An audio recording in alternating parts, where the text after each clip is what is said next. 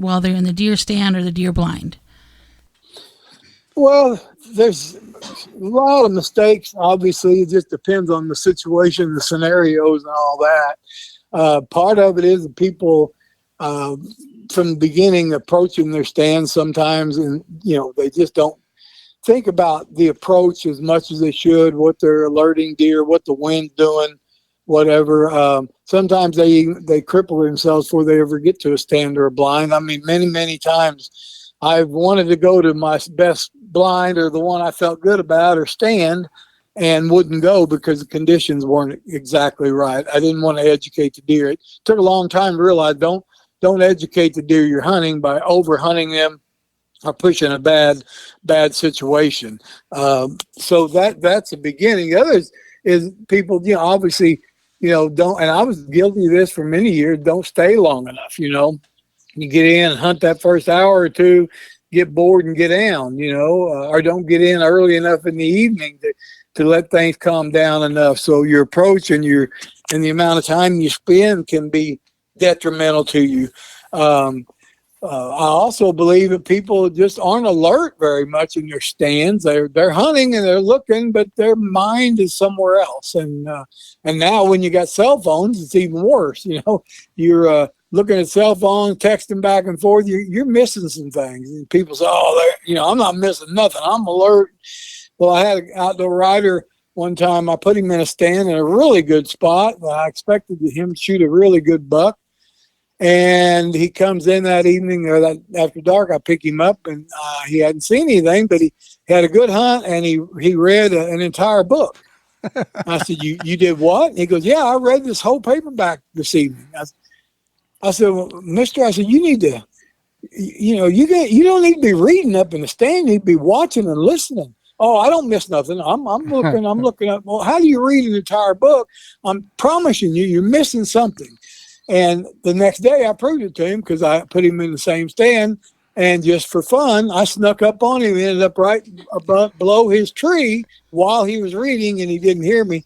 And I pointed at him. I said, "Now listen, if a clumsy old klutz like me can sneak up on you and stand under your tree, trust me, these deer are walking by you, you're not seeing them."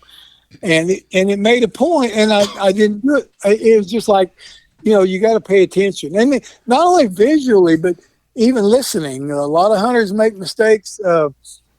They're not alerted by other animals in the woods, your non-target animals. I mean, squirrels and ravens and crows, all those animals trigger my instincts. If I hear them make noise, then it puts me on red alert. I mean, because a lot of times a squirrel or a crow will give away a deer or a turkey's position.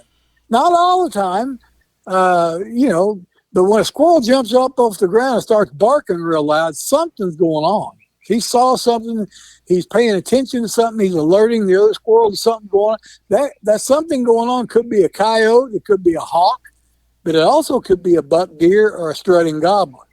I learned that a long time ago. So I listen while I'm hunting deer, I'm listening to all the other animals in the woods trying to give me some information that something might be going on just out of my sight.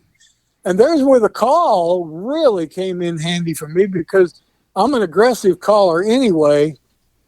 But when I get in the tree with a grunt call, and this is another mistake a lot of people make with the grunt call, they don't have any confidence in it. And they only believe it's for when you see a deer and he's out of range. Well, I call when timing is right. I call whether I'm seeing deer or not, And so I tell them it's like a fisherman going fishing. You put him in a boat, you give him a rod and reel and a spinner bait, and let's go fishing, but he won't cast. Well, or maybe he's lazy, he only casts once every 5 minutes. And he's, talking or reading or writing or visiting or enjoying life, but you're not going to catch fish that way. You got to make cast after cast after cast to get that one hooked. And I find that same way when it comes to deer hunting, and I'm on my stand. If I'm up there, I'm in a spot that I believe is a good spot because I've read the sign. I feel like there's a lot of deer in the area, or the animal I'm targeting is in the area. And so that's why I'm there. So I'm sitting in a stand. If I'm sitting there 8 hours a day and just looking and not making any noise, I'm not making any casts. well, yeah, I might kill him, but look at all that dead time. You know, I became a firm believer that every so often I would grunt to my left and grunt to my right and sit and listen. And many times I've had deer walk to me from those calls that I didn't even know were in the area. Many times. So I believe that if I'm going to stand, I am going to cast once in a while. And the big problem with that is most people, if they try it and it doesn't work for them 4 or 5 times in a row, well, that ain't working. Well, no, it don't work every time. It may only work once for you in the season, but isn't that worth it if it's the right deer? But I've had it work so many times that it's something that I do, you know, all the time. I carry a grunt call with me when I'm deer hunting, no matter what the season is.